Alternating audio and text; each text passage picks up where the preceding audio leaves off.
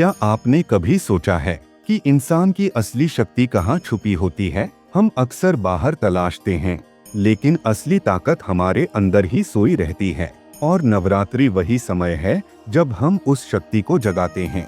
कहा जाता है, जब महिषासुर नाम का असुर पूरे देवताओं पर हावी हो गया, तब सब देवताओं ने अपनी अपनी शक्तियाँ मिलाकर एक दिव्य रूप को जन्म दिया, माँ दुर्गा। माँ ने 9 अलग अलग रूप धारण करके महिषासुर का वध किया। इसी वजह से नवरात्रि 9 दिन तक मनाई जाती है।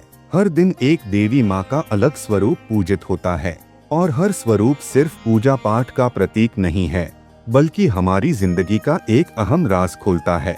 पहला स्वरूप है माँ शैलपुत्री। नाम से ही साफ है, शैल यानी पर्वत। वो पर्वतराज हिमालय की पुत्री हैं। माँ शैलपुत्री हमें सिखाती हैं कि जैसे पर्वत मजबूत और अडिग खड़ा रहता है, वैसे ही इंसान की सोच और उसके कदम भी मजबूत होने चाहिए। सोचिए, अगर आपके जीवन की नींव ही कमजोर हो, तो क्या कभी कोई इमारत खड़ी रह सकती है? नहीं। इसीलिए माँ शैलपुत्री हमें याद दिलाती हैं कि शुरुआत हमेशा साफ नीयत और मजबूत इरादे से करनी चाहिए। आप भी मुझे बताइए, आपकी जिंदगी का सबसे मजबूत आधार क्या है?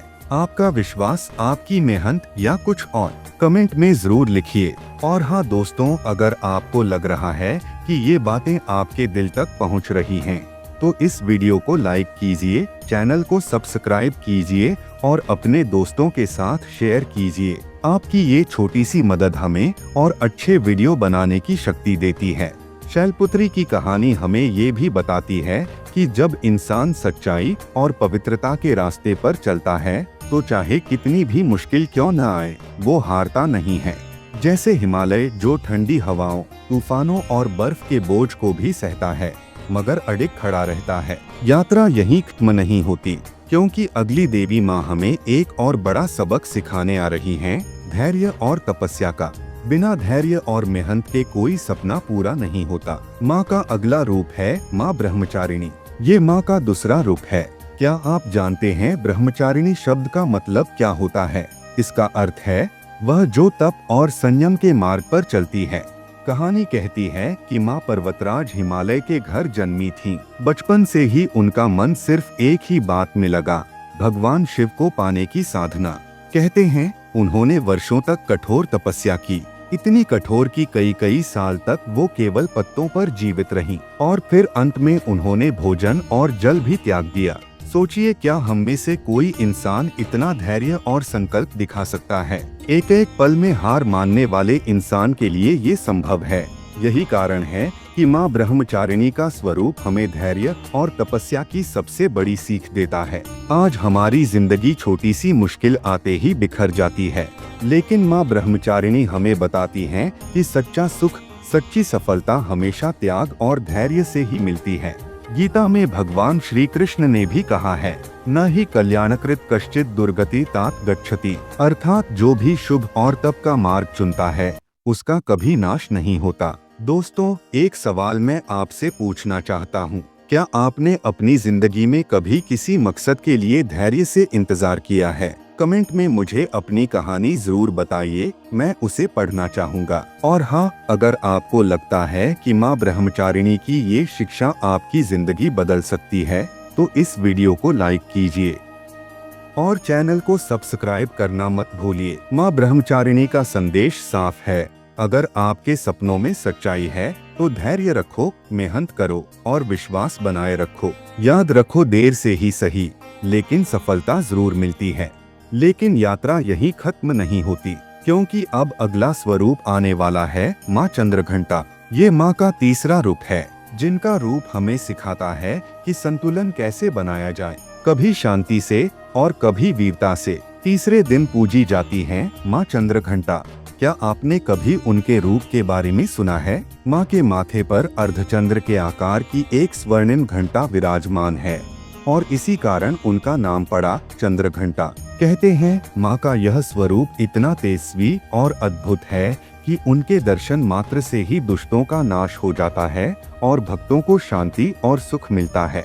उनकी आवाज की घंटनियाँ असुरों के लिए विनाश का संकेत हैं, लेकिन भक्तों के लिए सुरक्षा और शक्ति का प्रतीक। जरा सोचिए, हमारी जिंदगी में कितनी बार ऐसा होता है कि हमें एक साथ शांति भी रखनी होती है और हिम्मत भी दिखानी पड़ती है।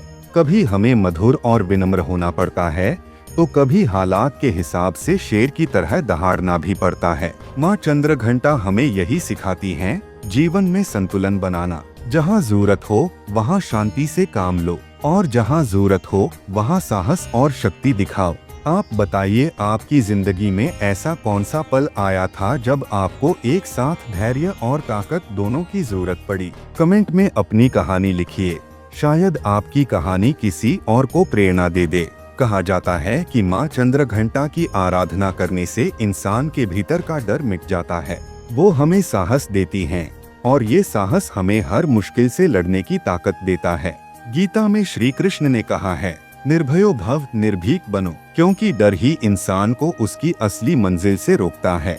यात्रा यहीं नहीं रुकती, क्योंकि अगला स्वरूप आने वाला है माँ कुष्मांडा। ये माँ का चौथा रूप है, जिन्हें ब्रह्मांड की सृष्टिकर्त्री कहा जाता है, क्योंकि उन्होंने ही अपने मुस्कान से पूरे ब्रह्मांड की रचना की थी। कहा जाता है कि जब सृष्टि पूरी तरह अंधकार में डूबी हुई थी, तब देवी माँ ने अपनी हल्की सी मुस्कान से पूरे ब्रह्मांड की रचना कर दी।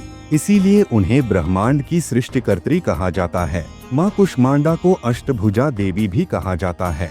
उनके 8 हाथ, हर हाथ में एक अलग अस्त्र शस्त्र और वरदान का प्रतीक है। उनका वास सूरज के भीतर बताया गया है, और वही पूरे संसार को ऊर्जा प्रदान करती हैं। सोचिए, एक छोटी सी मुस्कान में इतनी शक्ति हो सकती है कि वो पूरे ब्रह्मांड को जन्म दे दे। तो क्या हमारी एक मुस्कान किसी का जीवन बदल नहीं सकती? कितनी बार ऐसा होता है कि हम छोटी सी बात पर गुस्सा कर लेते हैं, शिकायत कर लेते हैं, लेकिन माँ कुष्मांडा हमें सिखाती हैं, पॉजिटिविटी और उत्साह से भरा हुआ मन ही असली ब्रह्मांड रच सकता है। दोस्तों, मैं आपसे पूछना चाहता हूँ, आपकी मुस्कान ने अब तक किसी की जिंदगी पर क्या असर डाला है? कभी किसी अजनबी को मुस्कुरा कर देखा है और फिर उसका दिन बदल गया हो? कमेंट में जरूर लिखिए। माँ कुष्मांडा का संदेश साफ है, जो इंसान अंदर से प्रसन्न रहता है वही बाहर भी खुशियाँ फैला सकता है, और जो खुशियाँ देता है वही असल में ब्रह्मांड का निर्माण करता है। श्रीमद् भगवद गीता में भी कहा गया है, प्रसन्न चेता सोशु बुध्यते, अर्थात प्रसन्नचित्त मन वाला इंसान ही सच्ची बुद्धि और ज्ञान को पा सकता है। लेकिन ये यात्रा यहीं नहीं रुकती, क्योंकि अब हम पहुंचने वाले हैं अगले स्वरूप की ओर, माँ स्कंदमाता। ये माँ का 5वां रूप है। माँ का ये रूप हमें माँ की ममता और जिम्मेदारी का सबसे बड़ा सबक देता है। अब हम आते हैं माँ के 5वें स्वरूप पर, माँ स्कंदमाता। स्कंदमाता यानी भगवान कार्तिकेय, जिन्हें स्कंद भी कहा जाता है कि माता। उनका ये रूप माँ की ममता और जिम्मेदारी का सबसे पवित्र प्रतीक है। माँ स्कंद माता को गोद में भगवान स्कंद विराजमान रहते हैं। कहा जाता है कि जब देवताओं और असुरों के बीच युद्ध छिड़ा, तब भगवान स्कंद ही देवताओं के सेनापति बने। लेकिन स्कंद को इस शक्ति और ज्ञान का वरदान अपनी माँ की ही गोद से मिला था। क्या आपने कभी गौर किया है, एक माँ ही है जो अपने बच्चे को सिर्फ जन्म ही नहीं देती, बल्कि उसके संस्कार, उसकी सोच और उसकी पूरी जिंदगी का रास्ता तय करती है। माँ स्कंदमाता हमें यही सिखाती हैं, जिम्मेदारी सिर्फ निभानी नहीं होती, उसे प्रेम और त्याग के साथ निभाना पड़ता है। दोस्तों, सोचिए, आपकी जिंदगी में ऐसी कौन सी जिम्मेदारी है जो आपको एकदम बोझ लगती है, और क्या होगा अगर आप उस जिम्मेदारी को प्यार और सकारात्मकता के साथ निभाएं? कमेंट में अपने विचार जरूर लिखें। माँ स्कंदमाता का संदेश है, जिम्मेदारी से मत भागो, क्योंकि वही जिम्मेदारियाँ आपको मजबूत भी बनाती हैं और महान भी। गीता में श्री कृष्ण ने कहा है, स्वधर्मे निधन श्रेयः परधर्मो भयावह, अर्थात अपने कर्तव्य का पालन करना ही सबसे बड़ा धर्म है। लेकिन यात्रा यहाँ नहीं रुकती, क्योंकि अब हम पहुँचने वाले हैं अगले स्वरूप पर, माँ कात्यायनी। ये माँ का 6ठा रूप है। माँ का ये रूप हमें सिखाता है साहस, न्याय और धर्म के लिए संघर्ष करना। अब हम आते हैं माँ के 6ठे स्वरूप पर, माँ कात्यायनी। कात्यायनी नाम क्यों पड़ा? क्योंकि महर्षि कात्यायन ने कठोर तपस्या की थी और उनकी तपस्या से प्रसन्न होकर माँ ने उनके यहाँ जन्म लिया। माँ कात्यायनी को ही देवी दुर्गा का योद्धा स्वरूप माना जाता है। कहा जाता है जब राक्षस महिषासुर ने पूरे तीनों लोकों में आतंक मचा दिया था, तब देवताओं ने मिलकर माँ दुर्गा से प्रार्थना की और माँ ने कात्यायनी रूप में अवतार लेकर महिषासुर का वध किया। यानी जब अधर्म और अन्याय अपने चरम पर पहुँच जाए, तब धर्म की रक्षा के लिए माँ स्वयं योद्धा बन जाती हैं। दोस्तों, आप क्या सोचते हैं, आज की दुनिया में सबसे बड़ा महिषासुर कौन सा है? क्या वो भ्रष्टाचार है, क्या वो गुस्सा है, या फिर हमारी अपनी बुरी आदतें? कमेंट में लिखकर जरूर बताइए। माँ कात्यायनी हमें सिखाती हैं कि साहस का मतलब सिर्फ तलवार उठाना नहीं है। साहस का मतलब है सही के लिए खड़े होना, चाहे पूरी दुनिया आपके खिलाफ क्यों न हो। गीता में श्री कृष्ण ने अर्जुन से कहा था, क्लैब्यमास्म गमः पार्थ नैतत्व युपद्यते, अर्थात हे अर्जुन, कायरता मत दिखाओ, ये तुम्हारे लिए उचित नहीं है। उठो और धर्म के लिए युद्ध करो। लेकिन माँ की यह यात्रा यहाँ भी खत्म नहीं होती, क्योंकि अब बारी आती है माँ के 7वें स्वरूप की, माँ कालरात्रि, जो हमें सिखाती हैं भय को जीतना और अंधकार में प्रकाश बनना। नाम से ही स्पष्ट है, काल यानी समय और रात्रि यानी अंधकार। माँ का यह रूप दर्शाता है कि चाहे अंधकार कितना भी गहरा क्यों न हो, माँ ही वो शक्ति है जो प्रकाश लाकर हर भय को समाप्त करती हैं। कहा जाता है, जब राक्षस शुंभनिशुंभ और चंडमुंड ने त्रिलोक में उत्पात मचाया, तब माँ ने अपने इस भयानक रूप को धारण किया। उनका रंग अंधकार की तरह काला था, उनकी आंखें अंगारों की तरह चमक रही थीं, और उनका रूप देखकर सबसे बड़े असुर भी कांप उठे। दोस्तों, सोचिए जरा, आपकी जिंदगी में कौन सा ऐसा अंधकार है जिससे आप सबसे ज्यादा डरते हैं? असफलता, अकेलापन या फिर भविष्य की चिंता? कमेंट में लिखकर जरूर बताइए। माँ कालरात्रि हमें ये शिक्षा देती है कि डर सिर्फ हमारे मन में है। अगर हम अपने डर का सामना कर लें, तो अंधकार अपने आप मिट जाता है।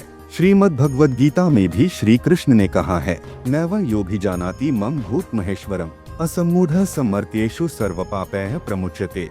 यानी जो मेरे स्वरूप को समझ लेता है, वो अज्ञान और भय से हमेशा के लिए मुक्त हो जाता है। लेकिन यात्रा अभी खत्म नहीं हुई है, क्योंकि अब हम पहुंचने वाले हैं माँ के 8वें स्वरूप पर, माँ महागौरी, जिन्हें शांति, पवित्रता और करुणा का प्रतीक माना जाता है। महागौरी नाम इसलिए पड़ा क्योंकि उनका वर्णहीन की तरह उज्ज्वल और अत्यंत निर्मल है। उनका ये रूप पवित्रता, करुणा और धैर्य का प्रतीक है। कथा है कि माँ पार्वती ने भगवान शिव को पाने के लिए कठोर तप किया। वर्षों की कठिन तपस्या से उनका शरीर काला पड़ गया। जब भोलेनाथ ने उन्हें स्वीकार किया, तब गंगा जल से उनका स्नान हुआ और उनका रूप इतना उज्जवल हो गया कि वे महागौरी कहलाईं। सोचिए दोस्तों, क्या हमारी जिंदगी में भी तपस्या जैसी कोई चीज है? हाँ, धैर्य, मेहनत और इंतजार। आज आप किस चीज का धैर्य पूर्वक इंतजार कर रहे हो? माँ महागौरी हमें सिखाती हैं कि जीवन में धैर्य और पवित्रता सबसे बड़ी शक्तियाँ हैं।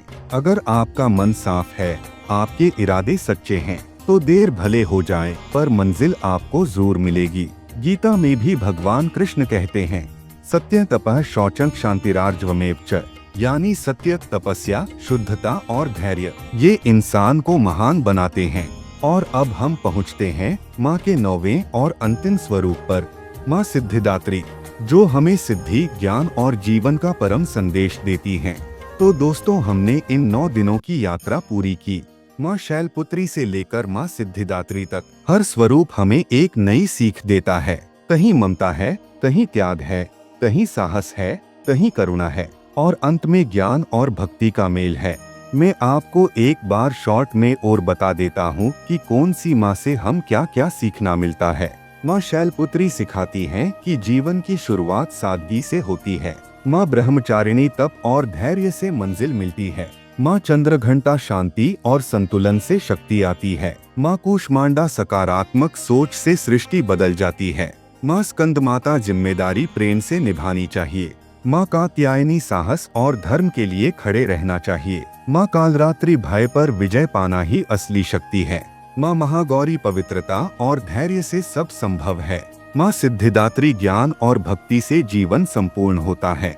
सोचिए दोस्तों, अगर हम इन 9 रूपों की 9 शिक्षाओं को अपनी जिंदगी में उतार लें, तो क्या हमारी जिंदगी बदल नहीं जाएगी? नवरात्रि सिर्फ देवी की पूजा का पर्व नहीं है, ये अपने अंदर छिपी देवी शक्ति को जगाने का पर्व है। दोस्तों, अगर आपको ये यात्रा पसंद आई हो तो इस वीडियो को लाइक कीजिए, अपने दोस्तों और परिवार के साथ शेयर कीजिए और चैनल को सब्सक्राइब करके हमारे साथ इस आध्यात्मिक यात्रा का हिस्सा बन जाइए। कमेंट में लिखकर बताइए, माँ के किस स्वरूप की शिक्षा ने आपके दिल को सबसे ज्यादा छुआ है। आगे कौन सी वीडियो चाहते हो कमेंट्स में बताना। जय माता दी, जय श्री कृष्णा। माँ दुर्गा आप सभी के जीवन में सुख, शांति और शक्ति का संचार करें। नवरात्रि की हार्दिक शुभकामनाएं।